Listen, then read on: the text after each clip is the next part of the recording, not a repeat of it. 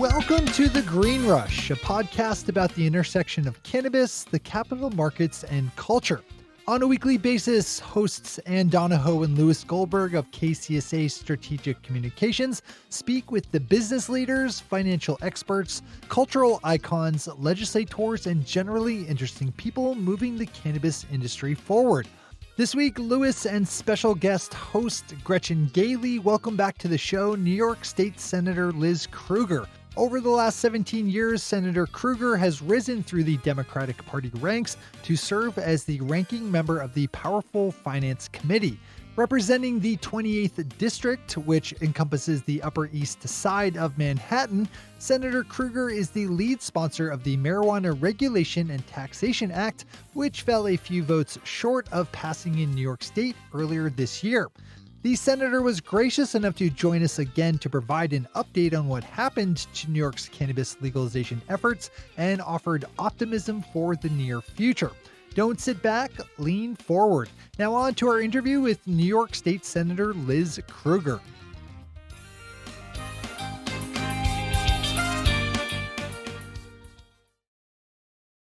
Gretchen, it's you and me again. You missed me, didn't you? Oh, so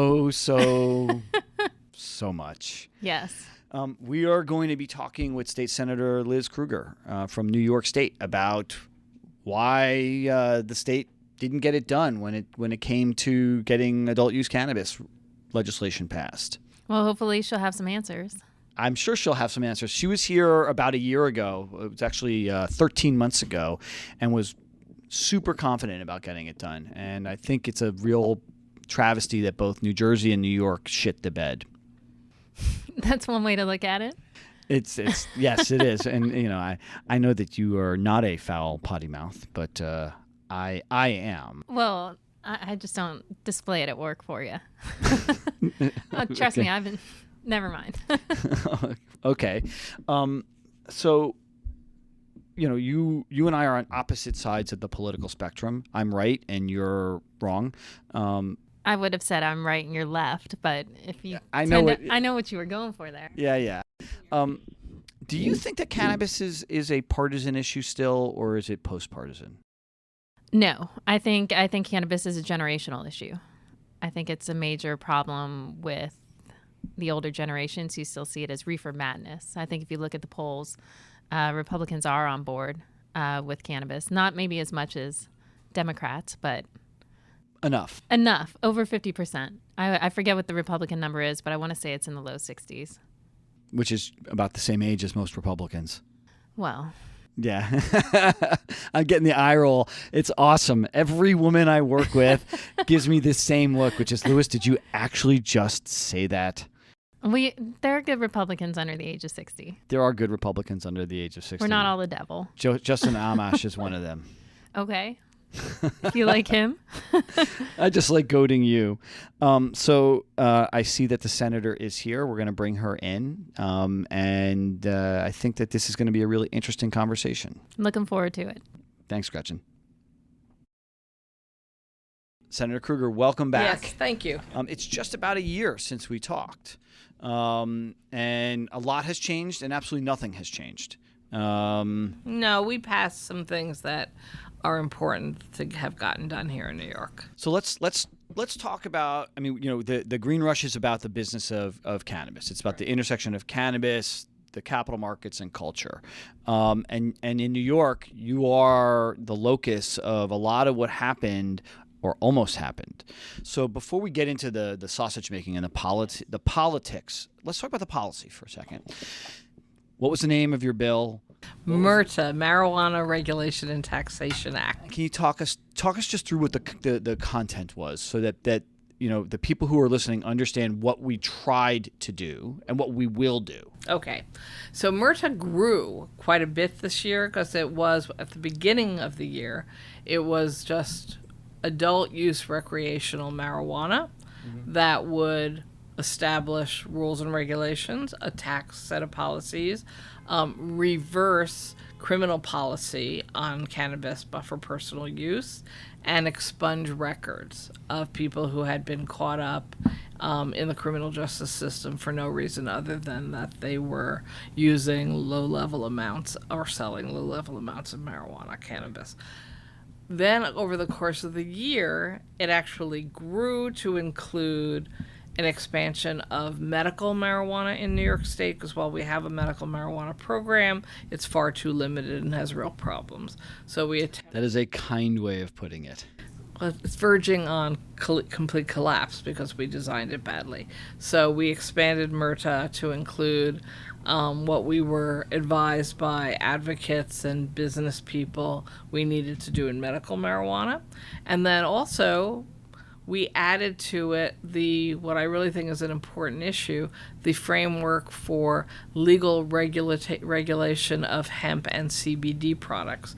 Because when I started working on MRTA almost 5 years ago, I don't even know if people knew what the letters CBD stood for. And today it's the fastest growing subsection of cannabis, even though it's not what you get high from. There's no THC, but the CBD wellness, who knows what, but it's not bad for you, and maybe it's good for you, and everyone in the world. It's a nutraceutical industry right now. It's just like the vitamin industry. The feds said it's not illegal if you're selling it in a regulated market, but no one has regulated their market. So it's technically illegal in all 50 states except for New York, who, when at the end of the session, even though we did not get my full MRTA bill passed, we broke off sections and did get them passed. So we actually did legalize CBD and the hemp industry, because hemp is used to make CBD, but it's also used to make clothing and rope and bricks and other things. So I wasn't expecting to ask this question, but I'm going to ask it anyway. Canopy, is coming into New York with a huge hemp facility, $300 million investment in hemp. Did that have any role to play, in the back offices of getting the hemp piece carved out and CBD carved out?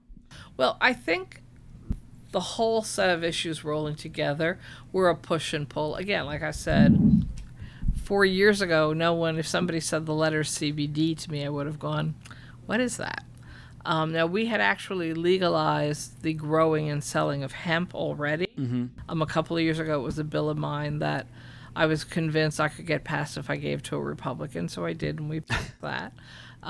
So we had the agricultural world saying, we really like being able to grow hemp. There's all kinds of product opportunities for us. Mm-hmm. And then as CBD started to grow in interest and popularity, you had the agricultural sector saying, we'd like to grow hemp and make CBD products or sell it for CBD products.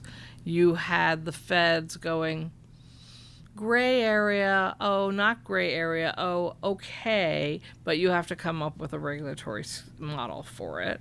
So we realized it was actually pretty important for New York to do that, because it was a real opportunity for economic development and jobs, particularly in areas of the state who we wanted to feel more comfortable with the entire concept of cannabis businesses. Mm-hmm. And so when you look at public opinion polls in New York State today, what you see is the areas who are most in favor of legalizing cannabis in any way, shape, or form are agricultural areas of the state, more than the cities and more than the suburbs where we still have a problem with public opinion. So it all came together. Now, I did know about these folks who were, I guess it's in Binghamton, as they're moving into. Yeah. And Donna Lepardo is the ag chair, and she represents the Binghamton area as the assemblywoman. So I did know about that. And again, great. I wanted a regulated system because it turns out CBD is probably not good to mix with alcohol. Just FYI, as cannabis is not really a good idea to mix with alcohol. Nothing is good to mix with alcohol. Fair enough. And there was no dosage, and it's important for people to know what it is that they're buying and using. Right. There are all kinds of safe ways to produce CBD, and then there's really cheap ways that can be extremely toxic and dangerous, using butane, which is highly flammable, and you really should not be ingesting it. And by the way, if somebody decides they want to make CBD oil in the next door apartment and they're using butane. It's sort of like having a meth lab next door. They're highly flammable. You don't want to live next to that kind of business. So we really did recognize they're the right ways to do it. And we should do it because turns out CBD is the one product you actually can sell across state lines despite the strange federal law, as long as you have a regulatory system. So we did get that done, and I'm very glad we got that done. Well, jumping more into the politics side of things, a year ago, New York and New Jersey were both really kind of in a foot race to be the first to legalize here on the East Coast. Can you talk a bit about the failure and why you don't think that came to fruition? It seemed Murphy was putting on, major pressure for that to happen. Cuomo, not so much. Maybe he was just, Well, he was, he wasn't. It is always a little confusing when Yes. working with Mr. Cuomo. But I want to remind all your listeners, pretty much everywhere else in the country that has legalized, they did it because they were referendum states, and they could go directly to the public and say, do you want this or don't you? And in most of the states that have had referendums, the referendum has gone up. Not everywhere, but most of the states who've tried succeeded in getting straight public opinion to say yes to cannabis. New York is not a referendum state. And cannot be. And cannot be unless we had a major change in our Constitution, which we're not realistically going to have. And there are still people to this day who are calling me going, isn't there a way for us to do a referendum? I go, no, we're not in our state. And frankly, to change the Constitution, just to confuse you all, you would need both houses of the legislature to call for a change in the Constitution in 2 different sessions, and they're 2-year sessions. Then you would need to bring it to the public saying, should we have a change in the Constitution to allow a referendum? So you'd have a referendum on a referendum. On a referendum. So you'd have like an 8-year process to get to the point where you could actually perhaps do a referendum. I really think most of us think we could just get there through the legislature and the governor long before that process could take place. So what happened? I mean, it seemed like, it polls so high, right? And it polls high, as you said, in rural districts. So, Well, I think a couple of steps. One, the first time we took a try at it was in the budget process. The governor said, I think the way to get this done is through the budget. We have a history in New York State, for good or for bad, of doing really big, complex public policy issues within the context of a budget. what did you think of that plan when he said we're doing it through the budget? I actually thought it made sense because I knew this was going to be a hard lift because as popular it is with some people, getting 32 senators to vote yes was going to be a hard lift. I always knew that. But wouldn't it be a concern trying to get the regulations in place doing it through the budget? I mean, looking at how y'all put the medical program together, it No, didn't seem because like you leave you had the know-how. you leave the agencies to have responsibility Right, for the regulations. You would have done it still the same way through you regulate alcohol, right? It would have been the same regulatory variation structure. on the same thing. We had realized that cannabis as a set of multiple industries, medical, recreational, CBD, hemp, was actually going to be much bigger than the entire SLA, which handles alcohol in New York State. So we started to talk about it as it'll be in the SLA, but it'll be a division of SLA that eats the rest of SLA because it will have so many responsibilities. But I wasn't concerned about it doing it in the budget because I knew if we could come to agreement and get it passed, then we would still have the ability through regulation to make the detailed specifics that we wanted. So we tried. We really tried. And we worked in what's called 3-way negotiations between the governor, the assembly, and the Senate, hoping to draft a language that all 3 parties could accept and be comfortable with. And it was rolling along. And I have to say the governor had some really excellent staff who were working on the issue with us and who red flagged a bunch of issues that the assembly and the Senate just hadn't thought about when we drafted the bill. And I do think that their proposals were, by and large, leading us to a better big picture model. What were those things that they flagged? Some details more about how you would structure the administration, how you would make decisions, how we were really passionate and remain passionate. When I say we, Crystal Peoples-Stokes, who was my colleague in arms, the assembly lead sponsor, and myself, we were passionate about making sure that the model we were creating in New York State was not going to be 5 big companies taking over the entire industry and having sort of a big You're looking pharma. at similar to what Massachusetts has done? Well, Massachusetts, if you read their INR that the people voted for, it was my bill. So Massachusetts took the New York bill, said, yep, that's what we want. But you would have gotten it done faster because Massachusetts has been a failure, an abject failure. And that's one of the things we were looking at and watched and learned as we were evolving this. So why has Massachusetts been a failure at making sure it was having licenses go to startup businesses in small communities and communities of color? And part of the answer was because Massachusetts didn't put any money in to help capitalize new businesses, and they didn't provide technical assistance. So one of the things we're making sure we do is that there will be upfront money to support the startup of small businesses in communities of color. There will be technical assistance to help them start up, and there will be a model where there are different size licenses so that yes, some of the people who are in medical marijuana now can expand within a limit to also have adult recreational. You've got some of the biggest companies. I mean, they're not that big, but the biggest companies in the industry. You know, Acreage Holdings is here, Ianthus is here, Columbia Care is here, and they all are, you know, the multi-state operators, the MSOs, and have multiple licenses all over. How much influence did they have in this process, or were they hands off? I mean, were they really nobody's active? hands off.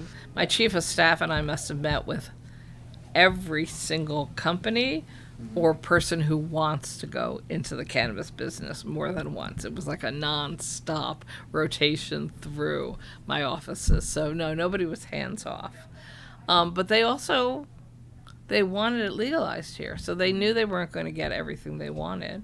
We were very clear from the beginning, we're not interested in giving the big guys, a disproportional share of the pot. That's not our assignment. Mm-hmm. Our assignment is actually to try to make sure that small companies and mom and pop kinds of models of companies can start, grow, and succeed here in New York. That we actually think there's room for everybody because people like you report that New York's already the biggest cannabis business in the country. New York City is, yeah. Right? So $2 billion on an annual basis is spent in this city alone on cannabis. when I was educating my legislative colleagues who were very hesitant, but what if everybody's using marijuana? I'd be like, no, they're already using marijuana. You don't get it. They're already That guy over there, using. he's high right now. People kept telling me during the negotiations and as things got crazy, I'll just go to Massachusetts, get you something, and be right back. I go, no, I don't use it. Stop. And it's illegal. Not Don't since go you're to 19, right? I think that's what you said the last time you were here. The last time I used 1976, Rocky Horror Picture Show, original showings, Chicago, midnight. Now, did you bring toast to throw at the screen? No, see, when I went and saw it a million other times later in life, then you knew to bring all the stuff and to wear the outfits and you had all the songs memorized. When I was a sophomore in college, it had just opened. So people were being exposed to this movie for the first time. Yeah. That's cool. And it turns out, because I was back in Chicago last year, they're still playing the midnight show in that same theater awesome. 100 years You later. gotta go. I know, I didn't have a chance And to get go. stoned. No.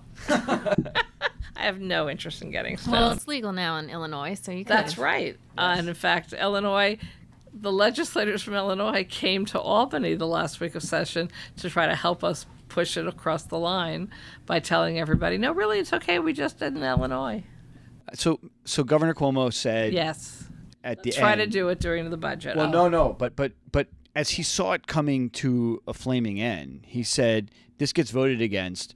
We should primary anybody who votes against this. Well, I didn't hear that. Yeah, he came out and said that, which really, I mean, I couldn't believe. I'll show you I'll find it for you. But when he said that, I was stunned because, he has been ambivalent at best about this. But to say that we should primary Democrats who are voting against this, I mean, did that not? I mean, if you didn't hear about it, I then didn't hear I'm going to but find it for you right I now. believe you. Okay, since he was having people message during the course of the year, Liz is marijuana crazy. Don't listen to her. You don't want to take this vote. It will be dangerous for you at home. That was for suburban legislators. So it's fascinating that then he was saying, you'll get primaried if you don't vote for this. I mean, there were a million variations on my saying publicly and to the governor directly, please get back in the game and help me. Legislators need to hear you'll be with them, you support this, you can guarantee that your police force will be doing A, B, and C that they are concerned about. You can guarantee that your health department will be making sure that the products are what we say they are. You will be there with your Ag and Markets division. You will be there with your court system to handle the expungements and not overwhelm every local little court. They need to hear the answers to the question from you, the powerful governor who runs all the agencies in New York State. My saying, no, the bill's written that way, doesn't reassure legislators that it'll actually get done. That's why big, complex issues really do need the support of a governor, not just to get enough votes, but to actually be able to guarantee what you say is going to happen happens. And so for you to tell me, because I missed it, I can't find it. I will find it for you, though. that afterwards, or at some point during those last few days, he was saying, you're going to face primaries if you don't vote for this. It's like, with all due respect, that wasn't really the messaging I needed. And that wasn't the messaging Crystal Peeper-Stokes or I had been asking for months. When I saw it, I was shocked. So. Well, this week he was the left also, so it's a little confusing anyway, you know. When he announced he was the left, so quite a few of us were surprised. Do you think the governor is just grandstanding? I don't even try to explain Governor Cuomo. That's someone else's job. Yes, here's this article saying he said this. And it was right towards the end. And when I saw that, I was like, so New Jersey, you know, the two things that happened in New Jersey, right, that really gummed up the works were they couldn't get the rural Republicans in line, and they couldn't get the urban African Americans either, and it was over expungement. What role did those two constituencies play in New York? So I know I was watching that in New Jersey, and it was fascinating because in New York, the Black Latino Caucus, which is a separate caucus within the legislature, both houses, were extremely strongly in support of MRTA for years now, and they kept re-emphasizing their support for it. And I think partly it was because we wrote this bill in a way that it addressed the concerns of the vast majority, you never want to say everybody, but the vast majority of people in Black and Latino leadership. They wanted to make sure we were addressing not just future criminal justice problems that are disproportionately only seen in Black and Latino communities. They wanted to make sure we were retroactively addressing expungement of people who had been caught up in the system, which, by the way, because we did do with the expungement section of the bill, freestanding, 300,000 New Yorkers are going to have their records cleared. 300,000, actually 900,000 cases, but approximately 300,000 people. It's huge. So it's huge because it gives them access to benefits that they've been denied. Apply for jobs because they had records. They couldn't apply for certain kinds of housing. They couldn't get financial aid. It's always fascinated me how some of the, at least here in New York City, some of the best job opportunities for decades and decades and decades have been to work as a city or state worker, right? Civil service jobs, good pay, not a requirement you have a college education, police, fire, sanitation, emergency response. They couldn't apply if they had a record, even just on a couple of marijuana cigarettes in their pockets in high school. It was ridiculous. So it's actually racist. It was intentional. Well, some people absolutely believe the whole design was racist, going back to a fight between the U.S. and Mexico. Well, just look at the Rockefeller laws, right? Yes. I mean, those were definitively racist. and then they percolated up into the Clinton crime bill in the early 90s. I mean, Clinton triangulated. What he did was he moved to the right to appeal to moneyed people, where the party had always been like Bill de Blasio says, this is a working, the Democratic Party was always a working person's party, and Clinton saw the end of the unions and said, the only way I'm going to be able to get the same money that the Republicans get is to court the same people, so I'm just going to be Republican light. We've gone off a pot. I was about to say. Sorry, we've gone off of cannabis. But it's all interlinked, right? Because if the decisions that Nixon made in the early 70s on criminalizing cannabis was specifically designed to target the Black and Latino communities. The decisions that were made on the Rockefeller laws, again, designed to target Black and Latino communities. And the consumption rates between whites, Asians, Blacks, and Latinos are exactly the same. We all like to get high. I know, exactly. Okay, you can go, Gretchen. I've cut you out for long enough. That's quite all right. I want to get back to a point that you made earlier about New York's medical program and how bad it's been implemented. Since it doesn't seem like adult use is coming anytime soon, how do you work in this program to make it better for New Yorkers, to get people access to cannabis, to really try and get this thing up and running again? Okay, I refuse to accept it's not coming anytime soon. We're back in January for a new... Well, for some, that's not soon enough. Well, fair enough. And kids are still going to get arrested between... No, exactly. I mean, we did decrease the criminalization again, not doing what I want to do, but now it's $50 instead of $100, and it's harder to get a kid in a situation where it's going to build up to a misdemeanor. So we made it somewhat better, still completely unacceptable. But the medical, when we passed the medical, again, the governor seemed to be very ambivalent about his support for medical, so that the original bill morphed into something much more limited and much more restrictive. And literally, because I was in the legislature, the minute we were being asked to vote for it, I was still out in the hall saying to the advocates, are you really sure? This doesn't go nearly far enough, and it's not going to work. Are you really sure this is what you want? And they said yes. And they said yes. We know we're going to be sorry. We'll try to fix it afterwards.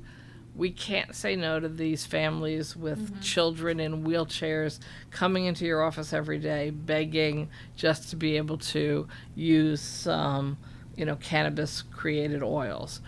And I was like, okay, I'm just saying this isn't the bill you were asking us for.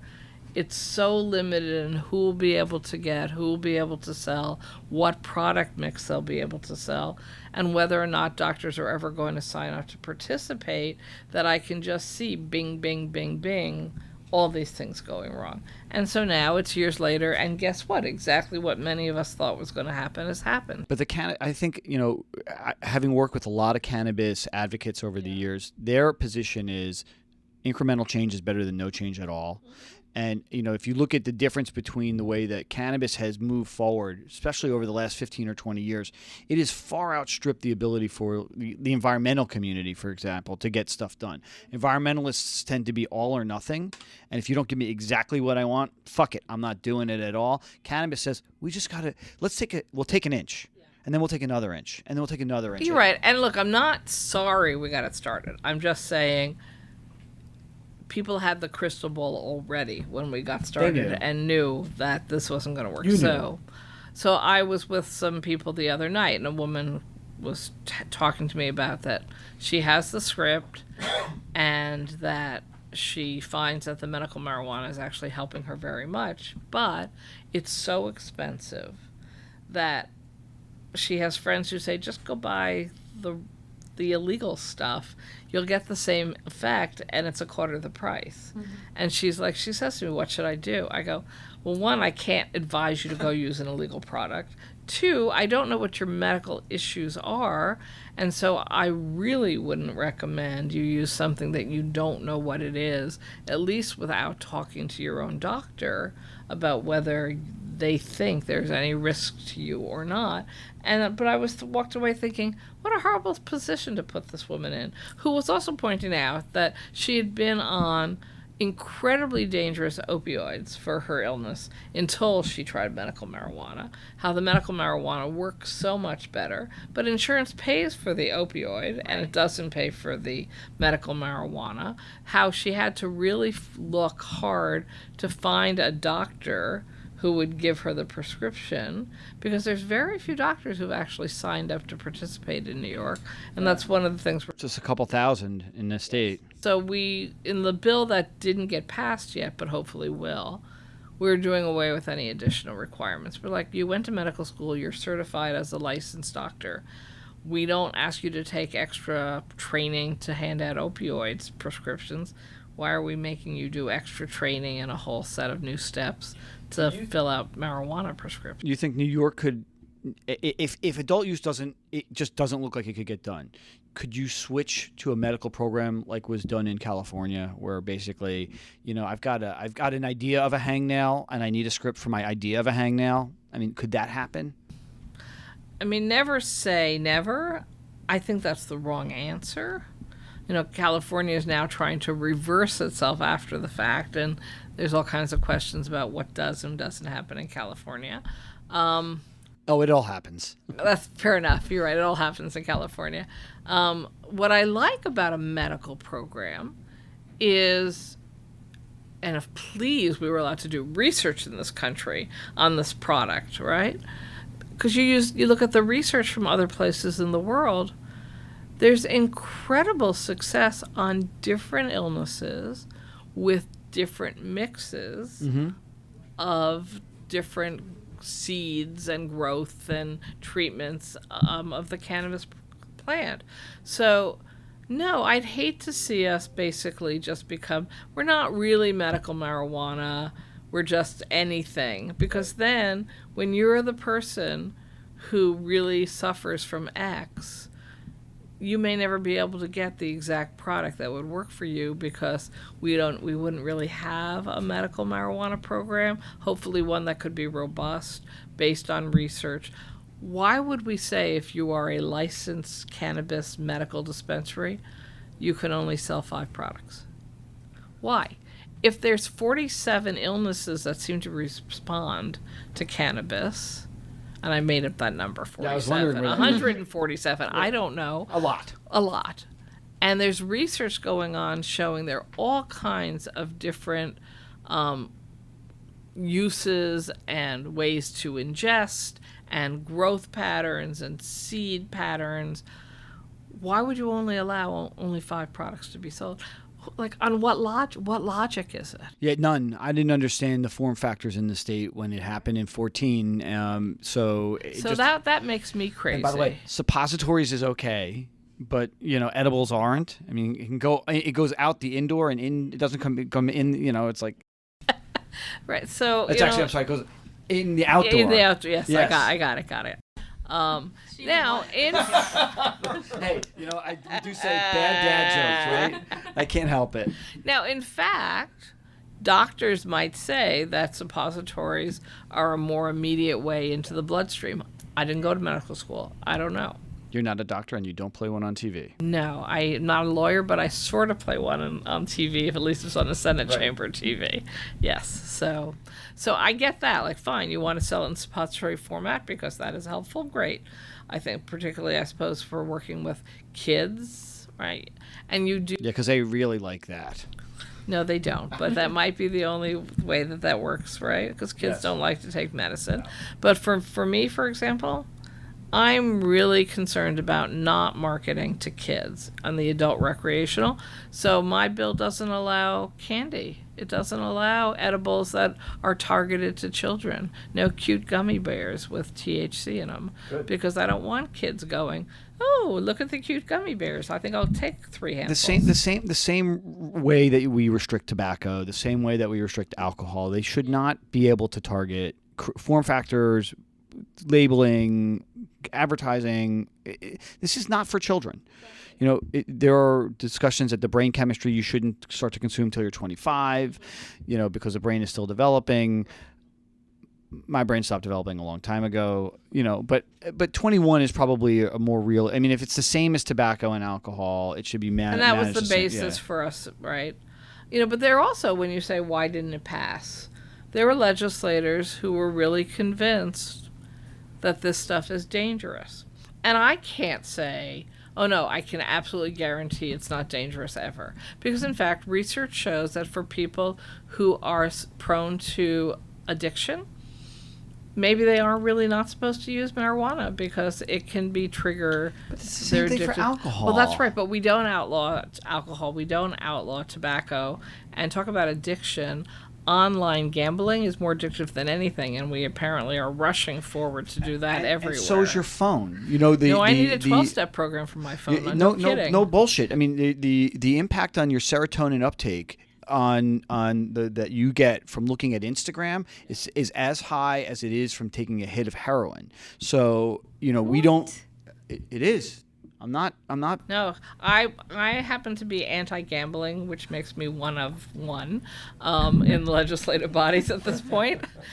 And so I've been reading all of this research about how they design all these phones and all these games to be more addictive than anything else on earth, and then you throw in and give us your credit card and just keep gambling. Bing, bing, bing, bing, bing. Yeah.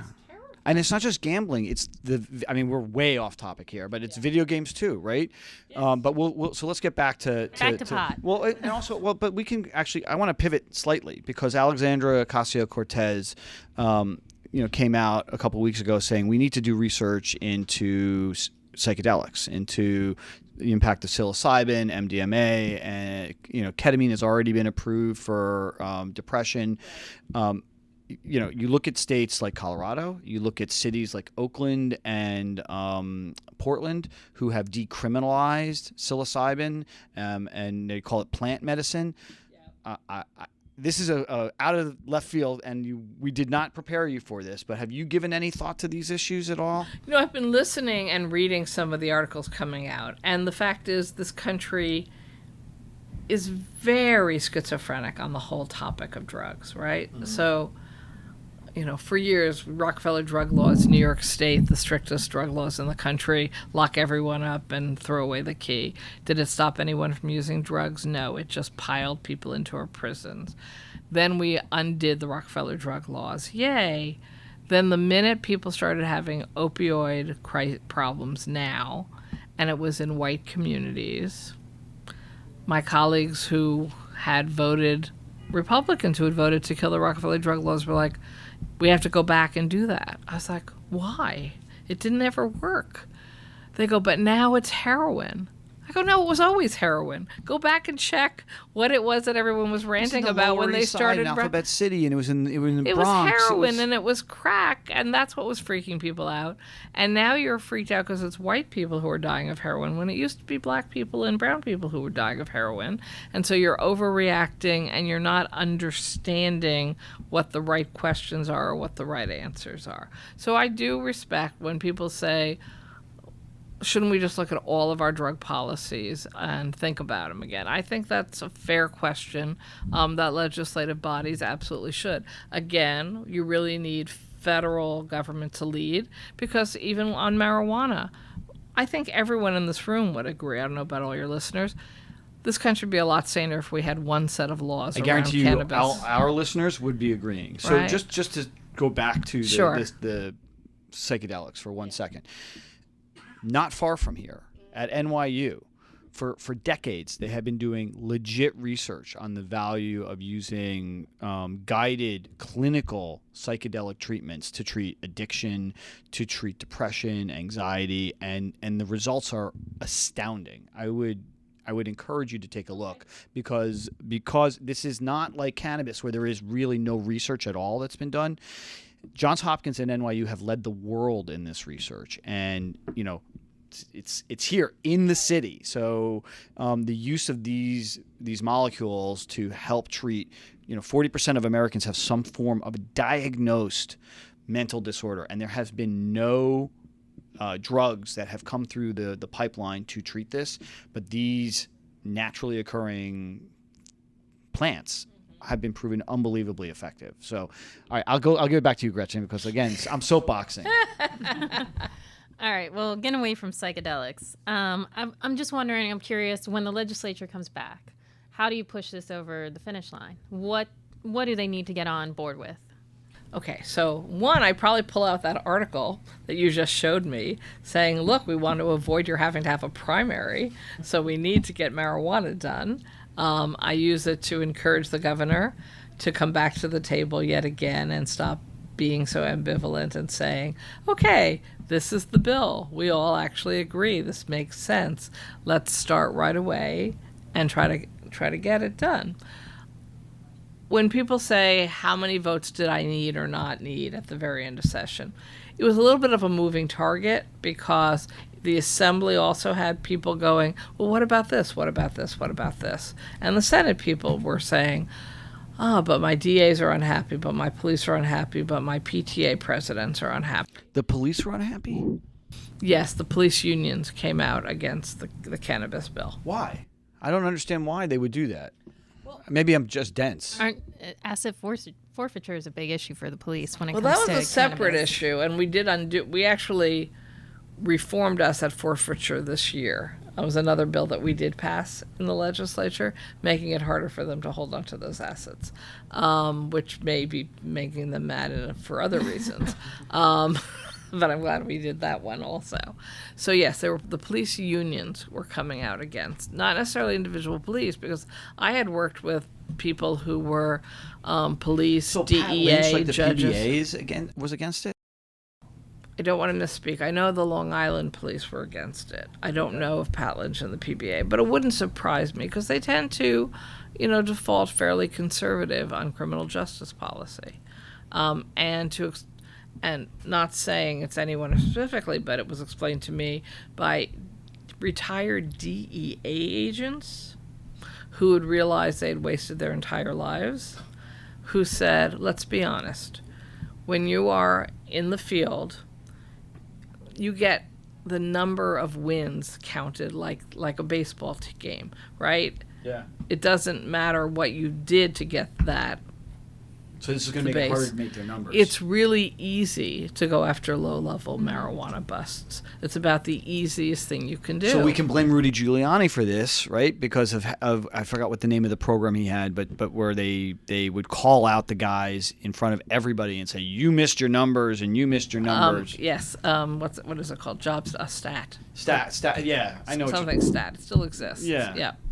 So yes, the easiest. I'm gonna get it. All comes back to the I Republicans. wish people could see me rolling my eyes because, let's blame everything on Rudy.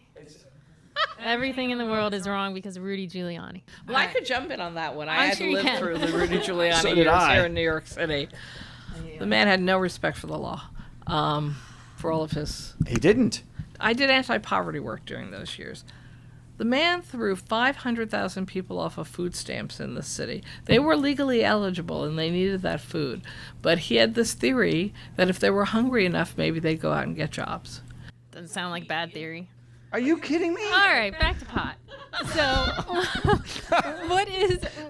what's the major issue hanging it up? This is it Hannity social and equity? Combs here, except I'm the liberal Hannity and she's the Republican Sean Combs. Is it expungement? What is the hang up? No, expungement we've taken care of. Okay. So I think it's getting mostly suburban legislators seem to have the greatest concerns. And it's also possible that they were hearing at home. It's not that popular everywhere in the state. Does the Assembly and the Senate drug test for the electeds? No. I would love to know what percentage of those people are actually smoking pot themselves, and how many of them are frickin' hypocrites. Because maybe you should propose a piece of legislation saying that we should test in the Senate and the Assembly, and if you don't pass the test, you don't get to vote. So years ago, I joked that I would pass a piece of legislation. Well, I wouldn't be able to pass it. That you would, the petitions where you have to get like 3,000 people who don't know you to sign, saying please let her on the ballot. Yeah. I always thought we carried should those change that petitions. law too. Yeah, me too. You only need 25 signatures, but they actually have to say they're not related, they don't work for you, they actually know you, you're not wanted by the police, and you're of sound mind and body. Just 25. There's a whole bunch of us who wouldn't pass the test. I could do everything but the sound mind part. Clearly. I just think that would be, if you're going to have petitioning, have it mean something. So no, I'm not going to propose drug testing. No, I was kidding. But I guarantee you these guys are the same people. I think different legislators come from different places. I mean, there are people who really think this is going to make it easier for their kids to get access, and they don't want their kids to have access. And I always try to explain, I was a white kid from the suburbs. I had no problem getting marijuana. Actually, the statistics show in states that have adult use that teen use goes down because when people who look like me and you start smoking legally, it's not cool anymore. It was never cool when I was doing it, but it's like my kids, I have a 15-year-old and a 12-year-old, and they know what I do for a living. They know that I consume recreationally. I don't do it in front of them. They have no desire because dad does it, and it's just not cool, No, because nothing your parents do can be cool. Not until you get to be 20 or 25. That's true. Right? That's true. So, no, I try to talk to my colleagues about, no, really, I don't know the children in your town, but I grew up in a town just like your town, and it's been 40 years now that teenagers have had easy access to marijuana. If you ask a New York City police officer, is it easier to get marijuana or alcohol? No. Is it easier to get marijuana or alcohol if you're a teenager? They'll tell you it's easier to get marijuana because with alcohol you have to get a person over 21 to buy for you because the ID reviews have gotten so good. You can't really use a fake ID anymore. There are scanners, there are lights, there are hologram things. So, but marijuana, there's an app for it, and you can get it delivered to you in 15 minutes anywhere in the city, and nobody's asking for ID. So cops know it's easier for kids to get marijuana than anything else, right? So I do think legalizing will make it a little tougher to get. Not saying that teenagers won't figure it out, because they figure it out. But yes, the research from other states is showing it's just not as cool. Lower use by teenagers. Colorado just came out with a study showing their high school graduation rates, their middle school accomplishment rates have not gone down just because they have adult recreational use. Kids apparently aren't just zoning out with getting high all the time. There's research that's starting to come out. Opioid use is going down in dramatically. Dramatically. 15 to 20%. Yep.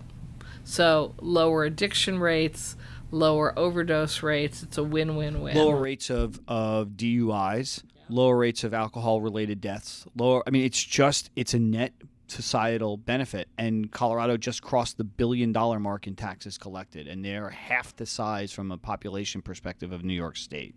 And as a couple of police officers told me, private opinion, not official, you don't have bar fights when people are using cannabis. The last thing in the world some guys who got high want to do is punch each other out. They're going to go in a corner and fall asleep, maybe. They're not going to get into a bar fight in 2 a.m. where the cops have to show up and break up the fight. That never happens. Okay, I want you to get out your crystal ball. Yes. Who's going to get it done first, New York or New Jersey? So I haven't been following New Jersey closely enough to know what it is that held them up. I really do feel that what held us up at the end was literally we just ran out of time. I think if we were staying in Albany another week, we could have gotten it done. Could you call on the governor to do a special session, bring folks back, get it done?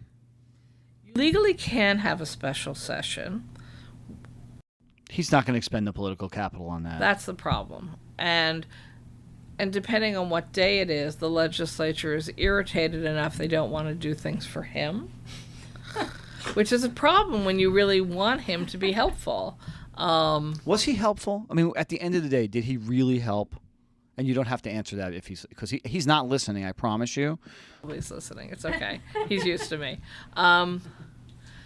He was helpful at the beginning of the budget process, and his people were really helpful. And then literally a week and a half before the budget was due, he just pulled them back. He wouldn't let them continue to meet with us to close it down, to get to final agreement.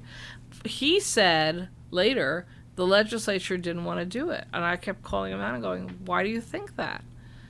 Well, the leaders each said, like, months ago they didn't really want to do in the budget. I go, that was months ago, and now they've allowed us to conference it, which they didn't have to allow us to do. Both Crystal and I asked our leaders, can we conference this and see if we can build up enough momentum? Sure. Can we have the 3 ways with the governor's people and negotiate 3 ways? Sure. That's not them saying no. That's them going, okay, this is an evolving topic with momentum behind it. Well, did the leadership actually support it, or they just say okay? They said okay. I think both leaders were more in the let's wait and see whether the people can bring us the vote. They just don't get it. Well, no, that's common sense from a leadership perspective. I mean, this is your number one issue, right? Yes. Well, it's my number one issue on this podcast. Okay, so yes. It's not, Justin and I were joking about all people want to talk to me about is marijuana. Marijuana wasn't even my number one issue. I care about it. I wanted to do the right thing. It wasn't my top issue. So leaders have legislative bodies who have 500 number one issues between us, and they have to actually pick and choose which ones are we using political capital on, which ones are we literally using time on. I mean, the assembly at the end, we were begging them to pass a certain set of bills, and we don't have time to conference. I go, no. They all want this. And they go, no, we're not arguing that. We don't have enough hours in the day to have the conference time that would be required before the leader would know he's got 76 votes in the assembly and he's bringing it to the floor. So he has to whip it to... So you have to whip, but you also have to put it in the context of this was the most activist session in 50 years in the legislature. And you guys got a lot done. And we got an incredible amount of really important stuff done. So when people say, what do you mean you didn't have time? I'm like, I'm serious. We set such an enormous agenda for ourselves, and we accomplished so much of it that we just literally ran out of time. I really do believe another week and verbal support of the governor, this would have been done. So you said session comes back in January. You guys still have a list of stuff. We have a new list. Where does this fit in that list? I think it's higher up because a lot of the Top things... 10%? Don't know. Okay. Top 20%. And last year you guys had 100%, and of that 100%, what percent did you guys get done? Of the things that really mattered, 70%. So then this looks pretty good. I feel pretty good, and I felt pretty good at various times during the year because I kept thinking, we're almost over the hump, we're almost over the hump. You asked about New Jersey. Some people think when New Jersey fell apart, somehow that translated to New York didn't think it had to get there. And I didn't really understand that because I don't grasp the concept of government as a side-by-side competition with your next door neighbor. It was from a tax neighbor. perspective, I think the thinking was, right? Because when we talked last, well, yeah, New York, like if New Jersey got it done, you would have seen the tunnels packed, the bridges packed, and it would have been the other way. People going to New Jersey, and maybe they would have put tolls going into New Jersey. They don't pay you to go. You have to pay to come to New York.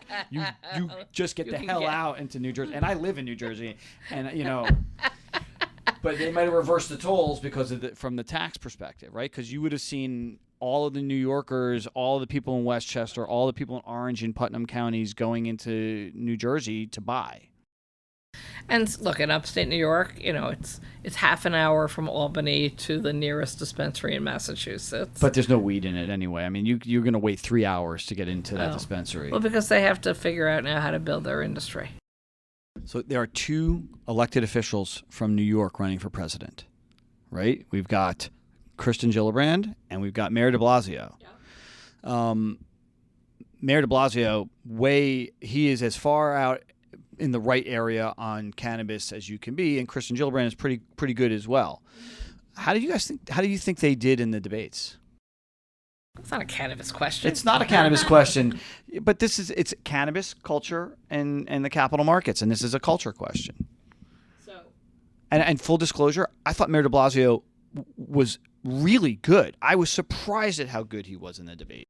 I thought it was terrible, but Gee, what a surprise. but I watched. I care. I just want to listen to you on the show going back and forth with each other on politics. I also thought Bill de Blasio did much better than people expected him to be because he figured out what out of the 20 of them, only 8 of them figured out, you don't wait to be asked the question. You just jump in there and try to hold on to the microphone and the lights and be coherent for as long as possible, right? So I think he did a really good job that way. I don't think Kirsten figured out how to stand out in unbelievably crowded field. But I don't even understand how you, like, if I was doing it, I don't even imagine what I would do to stand out with 9 other people there. No idea. And the time frame is like nothing. It's You get amazing how 30 fast, seconds, right? It's like nothing. So I felt so bad for that one representative who just stood there with his hand up like he was in high school waiting to be called on, and I just wanted to go, just speak. They're never going to call on you because you have your hand up. Yeah. Right? And now they're 24. There was Swallow 20 dropped out, and right, Strayer got in. Did anybody else get in? Justin, are you going to run? Awesome. Aren't they limiting the field for the next one? I have They're no making idea. the standards higher. You have for to the be next one. 2%, I think, for the next one. Ooh, I don't know. Does that mean Corey is not going to get on the stage? I don't know what I don't know. And whose public opinion poll do they use? Mine. They're using. Oh, they're going to they're ask me. using yours. Okay. So I don't know. Does Corey get on the stage then? Damn Skippy, I love Cory Booker. All right, we're just about an hour, and I want to be respectful of your time. So we have one last question, Yes, which sir. we ask, which is, tomorrow morning you wake up and you open the New York Times or the New York Post or the Albany Times Union.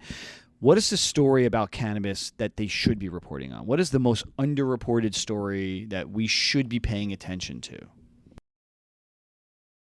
So I would have said the racial disparity in the criminal justice system related to it.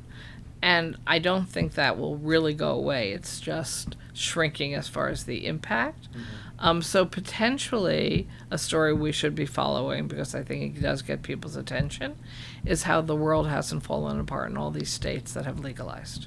That life goes on, kids go to school, people, it's going to sound funny, but when I was fighting for same-sex marriage in New York State, Thank you.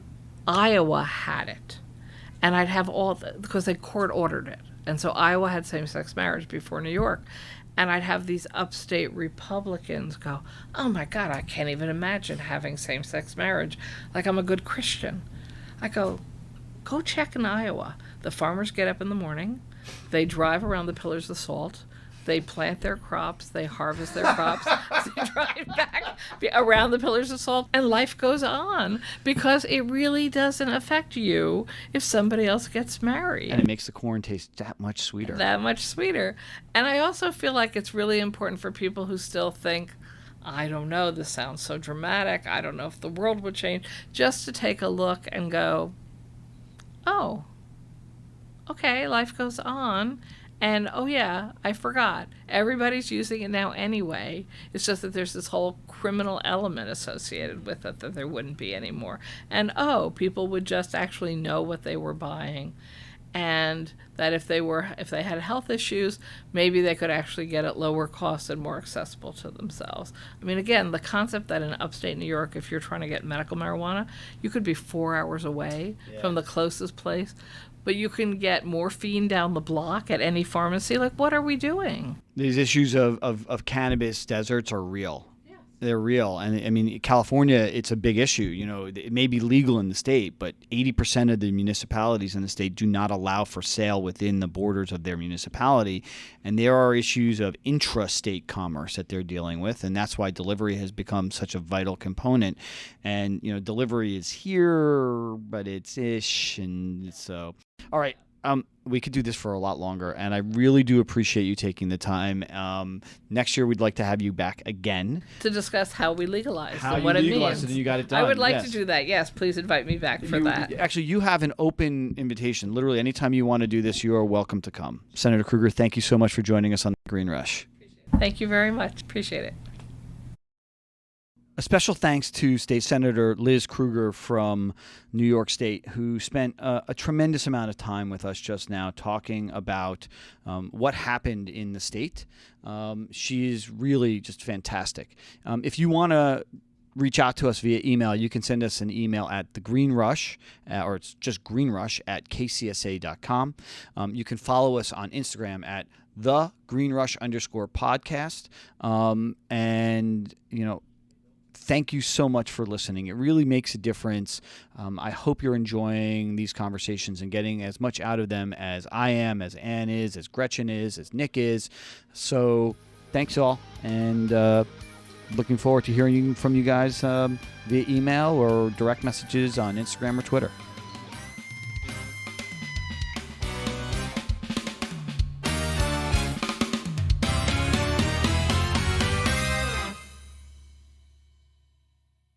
Cannabis.